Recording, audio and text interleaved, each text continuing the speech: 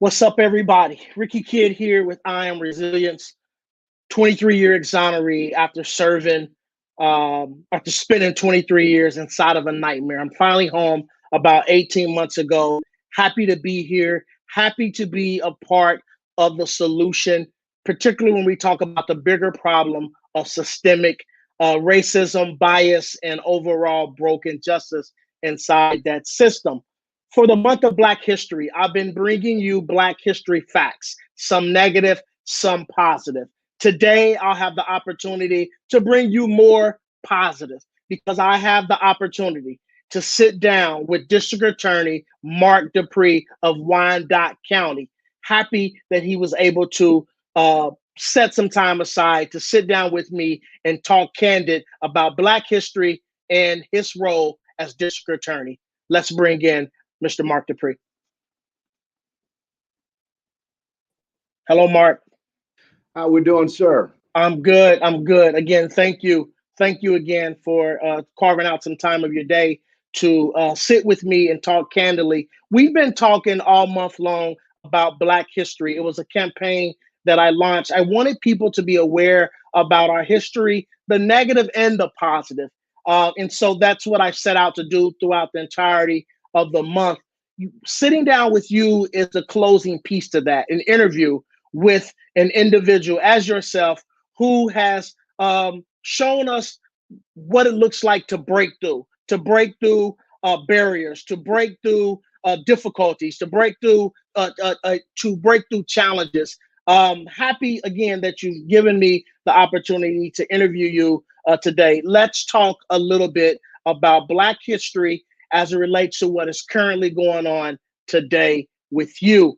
And so you in 2017, I believe it was January 6th of 2017, you was able to do something very, very special over in the state of Kansas. And what that special is to myself and to many others is that you became the first African-American district attorney in the history of Kansas. Is that correct? That is correct. The first African-American elected as district attorney here in the state of Kansas, not just Wyandotte County, but the entire state. Yeah, powerful. That is so powerful. That is so powerful. And again, I want people to know Black history, but also current history. How we can also participate in current history, the things that we get to do now to set marks, to set mile markers for other people to be inspired years behind us and for years to come. I want to ask you this question. What was that day like for you, Mr. Dupree? I got to tell you, that day was amazing. It was shocking. And a tad bit of surreal. Now, having said that, I had just finished several months of campaigning, some would say 2 years worth of campaigning before then, and had dealt with upfront and in person what I would say is systematic racism and discrimination seen on the surface and underneath, as I had people who were a part of the system who didn't want me to get in this position. And then we had people who were not a part of the system, but looked afar off and said, anybody but that fella, right? Because I wasn't a part of the good old boy system. I didn't look the right shade Wow. get into the position of chief law enforcement official, which is the chief law enforcement officer throughout the entire state. And so county. And so with that, there was a lot of pushback. And so on that date that I swore in, and it's important to note that my predecessor and all that was with him refused to allow me to enter into the office until that date. And so most times when you win an election, there's a transitional team and you're allowed to come in and set up some office space and meet with the predecessor and work some things out. Not mine. My predecessor said, you won, but you don't get in until I'm out. And that official day is when you swear in. And so my first day inside the actual office was the day that I swore in. And so I was met with a lot of files that was missing, files that was destroyed, A lot of childish things. Things were taken and hid away from us. So Oh, me and wow. my new team didn't know where it was. We had cases that was set for trial purposefully in hopes that we would miss it, so then we would have to dismiss the case. And so it Wow. was having said that, yes, it was a day of celebration, but it was also a day of reality of the pushback that I would soon really deal with in the days coming. Wow. Wow. That is amazing. That is amazing. Congratulations again. As you continue to do the work that you started in 2017, but also just highlighting the difficult and the difficulties and challenge that continue to loom. The challenges that we face, even in 2021. We are now in 2021, some 4 years later since you been in office. I know those challenges continue to exist, and I know perspective is important for the viewing audience. What has been important to you as being an African American district attorney leading up Wyandotte County? I think the number one thing that has been most important to me is exposure. And when I say exposure, it's not exposure of Mark Dupree, but it's exposure for all of the potential Mark Duprees that are out there. Yes, I sir. was 14 years old when I first met an African American lawyer who just so happened to be a judge, the late Cordell Meeks Jr. And I met him through a shadow day experience. So they told me I would come to the courthouse and meet someone. My first time going to the courthouse. So I go down there, I go to the courtroom, and everybody in the courtroom did not look like me. Literally, I was the only one. And I was in there in my best Sunday morning suit that I had on. But I was intimidated and I was shocked. And then the bailiff says, "All rise." And when she says, "All rise," I look up and here comes this little short African American guy with a mini afro, and it was like, right on.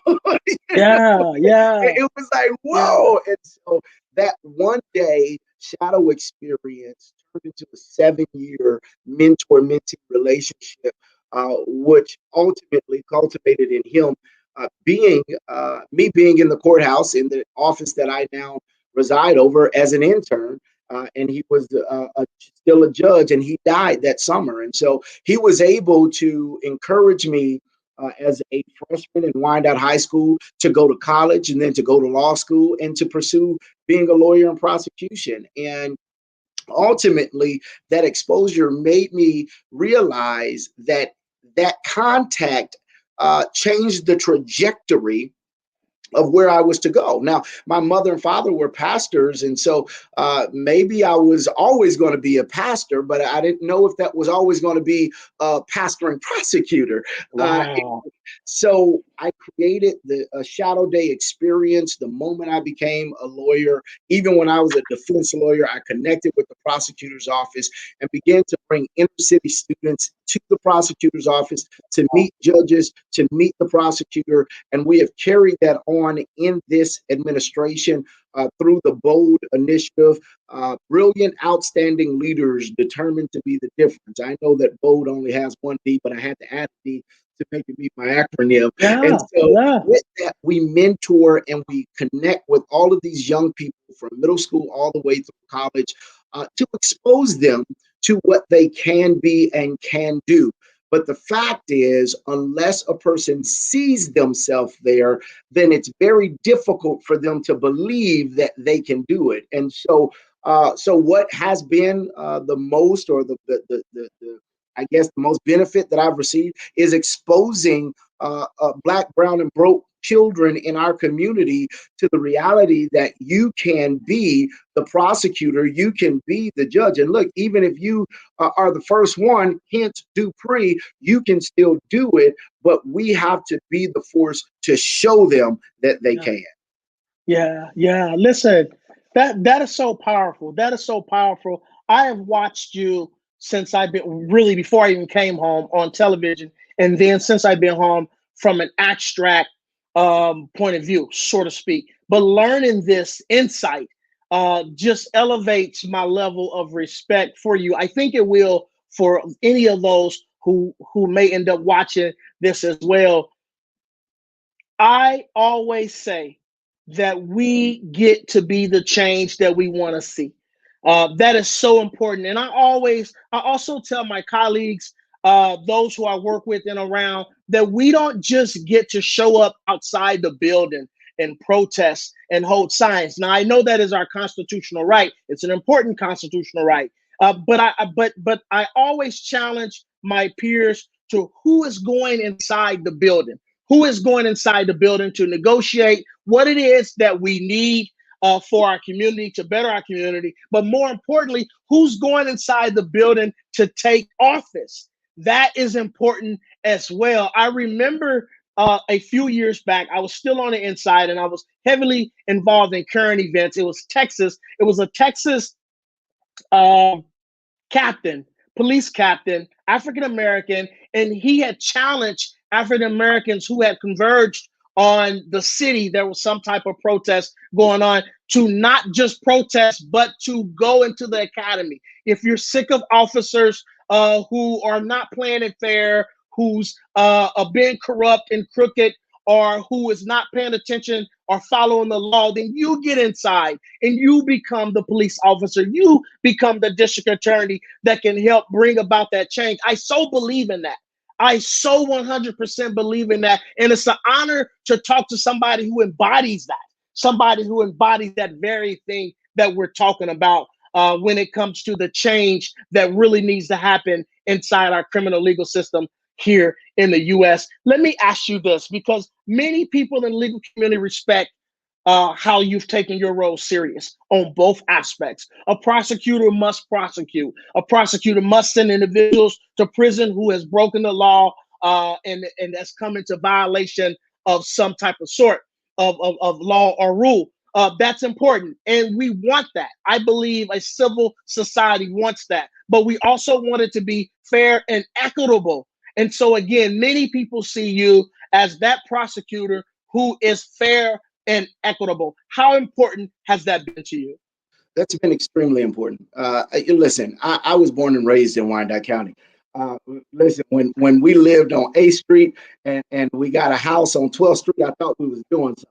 And then they fooled around and got us a house on 18th. I said we done moved on up, all right. And so I didn't know that the streets went past 32nd. I mean, so here's the point. Point is, I grew up here, and so I understand the reality of what the thought process is concerning the legal system, law enforcement, and its community, because I was the community. And so as the community growing up, is specifically, if I may, since it's Black history, as a Black man growing up in this community, I was told as a young boy, you stay away from the police. You stay away from the courthouse. It don't mean you no good.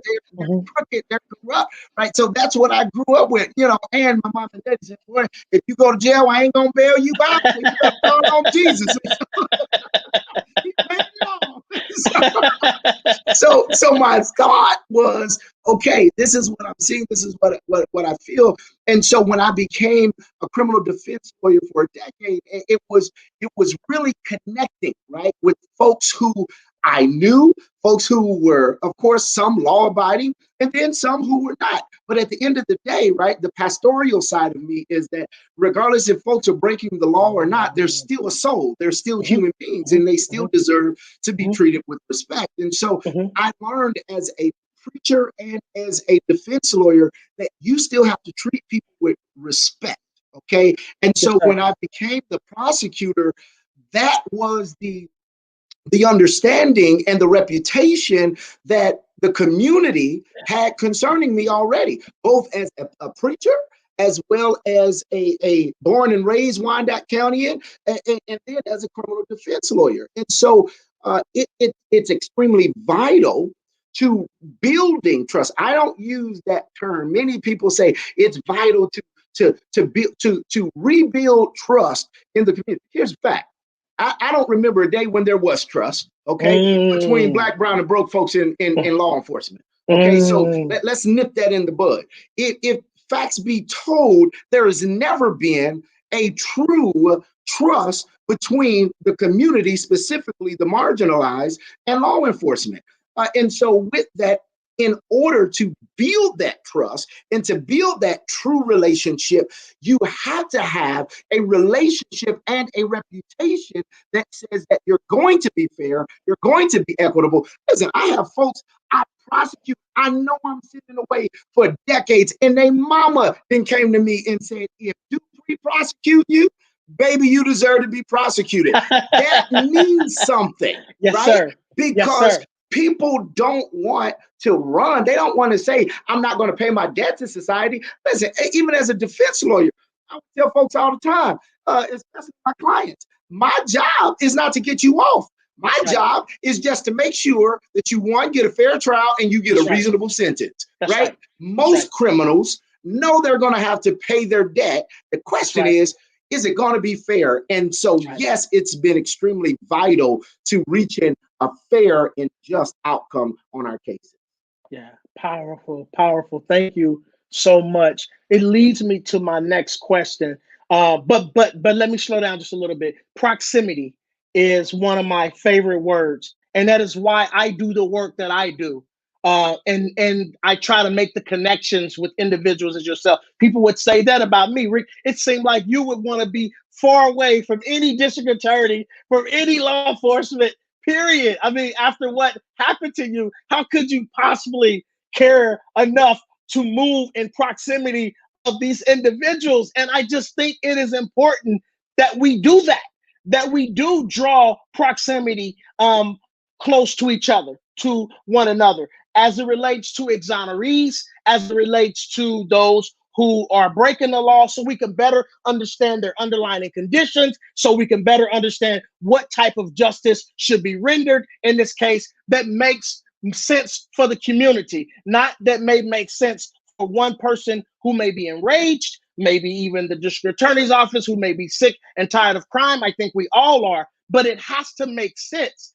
To best make sense of what's going on in our community and how it affects our community, it requires proximity on both sides. And so that's why I've decided to make the type of decisions that I've made since I've been home, and intentionally work with district attorneys, with police officers, with community leaders to find out what can we do together to solve our worst problem and make it our best work ever. I want to ask you this.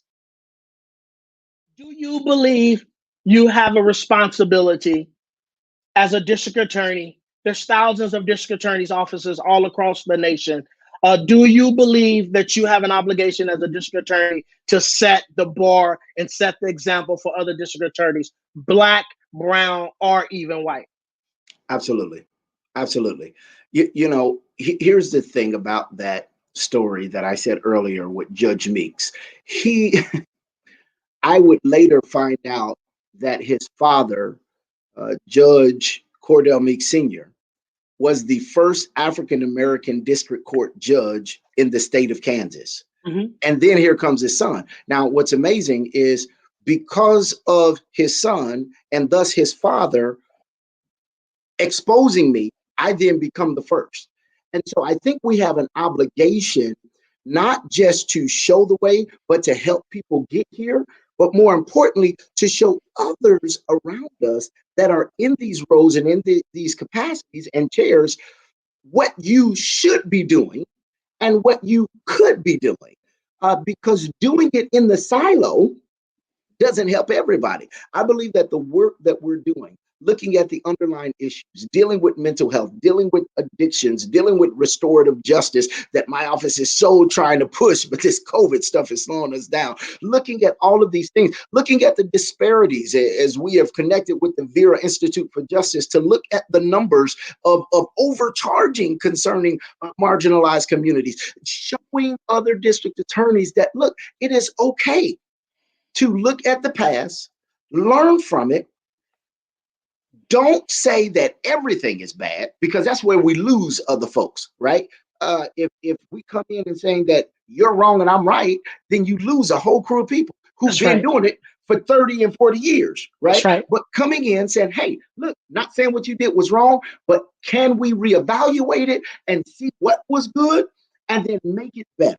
Right. And so I think it is my obligation to anyone to tell you in the state of Kansas, yeah, Dupree is that progressive prosecutor here, right? I tell folks all the time, I'm not only the only Black prosecutor, some would say I'm the only progressive, but here's the Right. point. Point is, if I don't lead by example, then how can I expect others?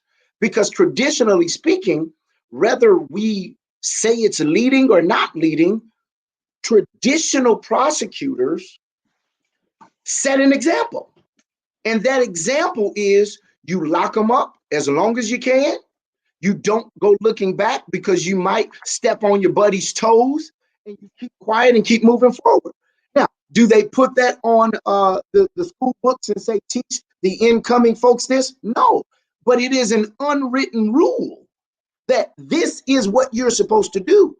You're supposed to be reactive, not proactive, right? You're supposed to wait for them to come to you, not you going to the schools.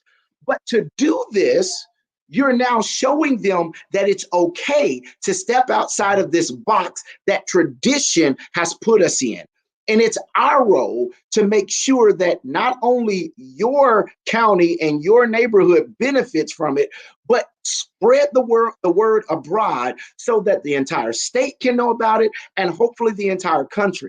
It is a responsibility as an elected official to do our duty and serve the community, the entire community. And quite frankly, as a child of God, we are supposed to serve people. The Bible says that we are helpers one to another, and that is not limited by the county or the state that you live in.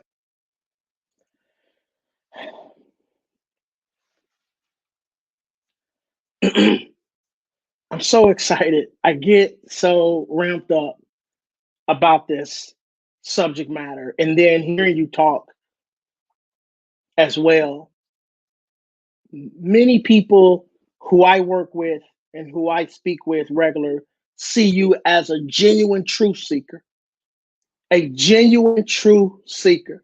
And it makes me somewhat emotional because of what we don't have hardly enough genuine truth seekers. The genuine truth seeker as a police officer, as a prosecutor, as a any as even as a judge, a genuine truth seeker is going to pursue that truth and allow his decisions to stay in the space of what that truth reveals. Whether we got it wrong and we need to make it right, or whether we got it right and we're going to keep it right.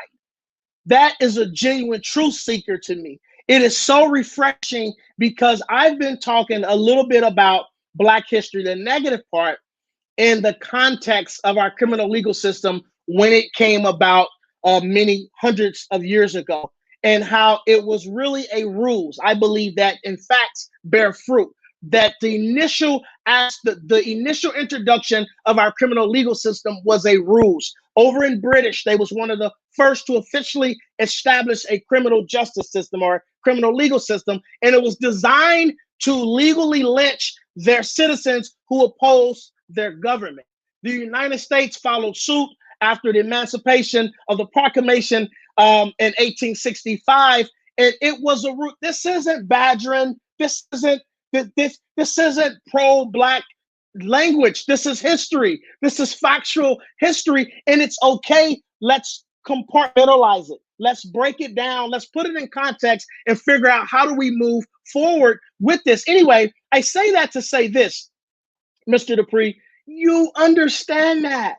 You understand that, and many others as well. Not as many as we would like to see. That listen, you are going to go to jail if you commit a crime. You're just going to go to jail fairly. You're going to have your constitutional rights in play along that journey of you going to jail. So it's not about being African American or any race for that matter and giving a nod and a wink to criminals. It is absolutely not that. I get that. I watched you send people to prison who's African American, who needs to go to prison. I've seen you advocate on the behalf of what your office discovered is the truth for Caucasian individuals as well, when the truth showed that they should be released. That is fair and equitable. And I just get emotional when we talk about this because we don't have enough of it. If we did, it can single-handedly, or for the most part, really change the trajectory of our criminal legal system and how we operate in and outside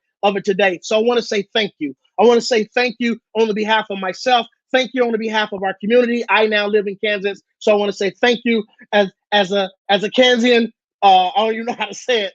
That's Kansas City, baby. Listen, I'm with you. Welcome to the Sunflower State. But I want to say thank you for being an example, for being a light for others to continue to be able to see. I'm so happy that we get to have this so I can help illustrate exactly the role model that you are and the model that other individuals should seek to become. I won't keep you long. I have a few more questions and then we can go. I know you're a very, very, very busy man. One of the other things when we talk about Black history, particularly in Kansas, and more particularly in Wyandotte County, Quindaro. I want to Yes. talk a little bit about Quindaro. Now, I'm not as versed in this historical fact, but I am aware of it, and I want others to become aware as well, and maybe do some research for themselves. But the area of Quindaro was the space where slaves were able to migrate to or go and be free. Is that correct?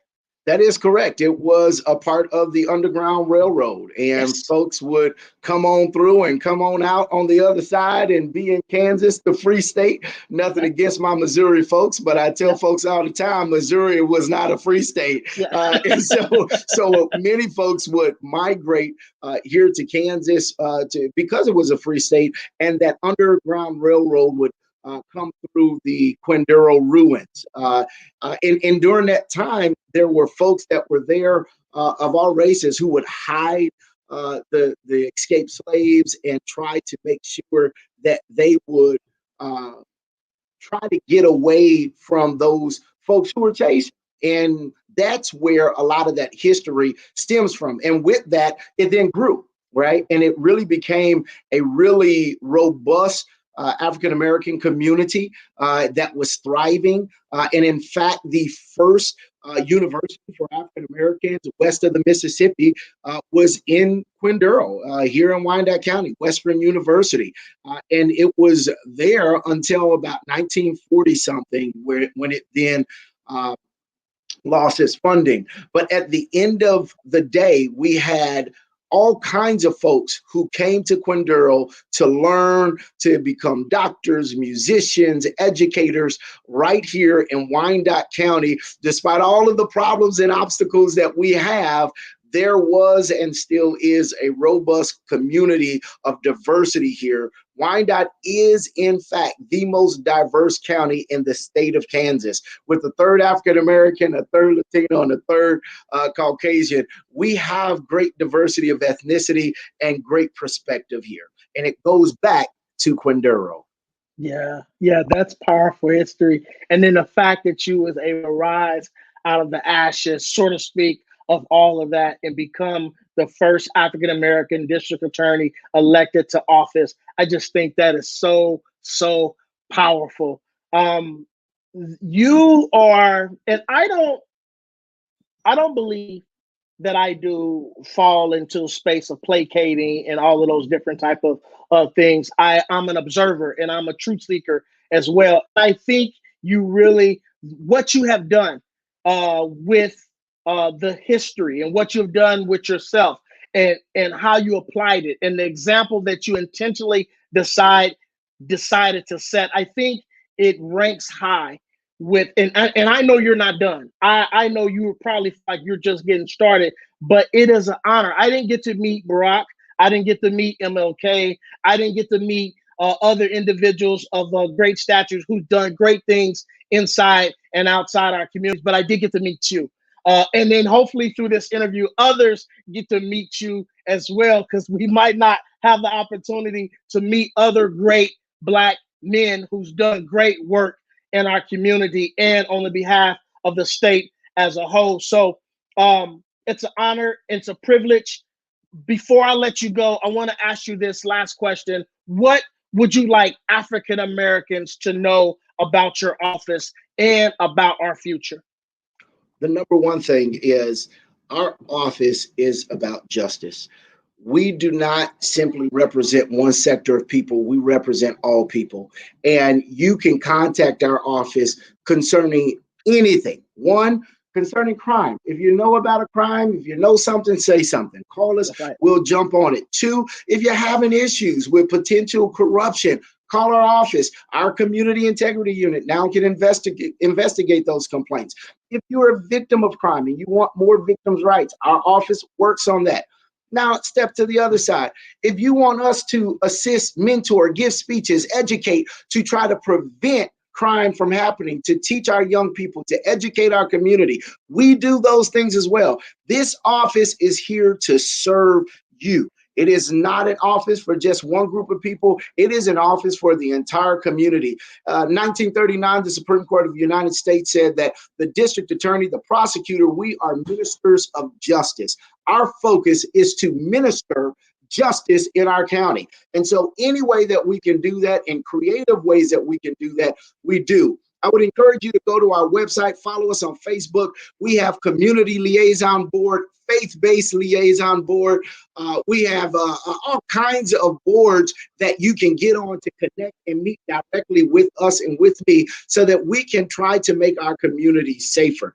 That's our job. That's my duty. That's my role. And then lastly, I would say this for the future.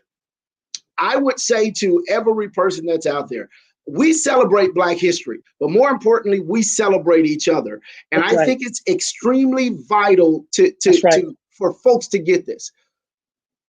You can be whatever you put your mind to. And I don't care what your criminal history was. I don't care what family you was born into. I don't care who your mom and daddy was. When I met Judge Meeks, we didn't have a judge or a lawyer in my family. Since then, you got the district attorney. My brother is the district court judge in the same county. I got a cousin who's a lawyer and two other cousins, FBI. Here's the point. In a generation of time, things can change. We have to expect greatness for ourselves and then reach for it.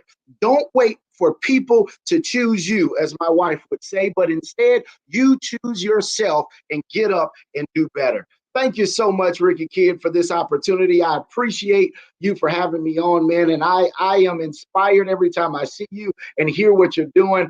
And I'm honored and humbled by your words that you have for me. I'm Yes, simply sir. a humble servant trying to help somebody along the way. And so That's I right. appreciate what you do, sir. Yeah, thank you as well, Mr. Mark Dupree, first African American district attorney in Wyandotte County in the state of Kansas, period.